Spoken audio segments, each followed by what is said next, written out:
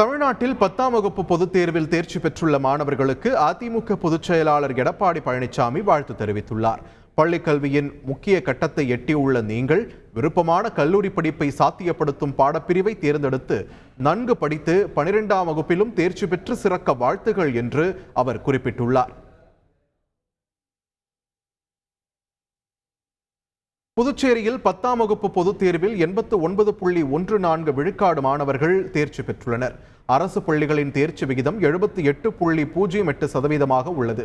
புதுச்சேரி மற்றும் காரைக்காலில் 107 பள்ளிகள் 100% தேர்ச்சி பெற்றுள்ளன. கடந்த ஆண்டை விட தேர்ச்சி விகிதம் உயர்ந்துள்ளது.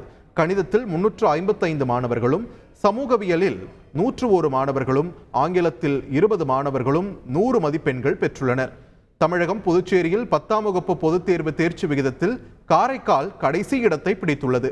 காரைக்கால் மாவட்டத்தில் அரசு மற்றும் தனியார் பள்ளிகளின் தேர்ச்சி விகிதம் 78.20% உள்ளது குறிப்பிடத்தக்கது.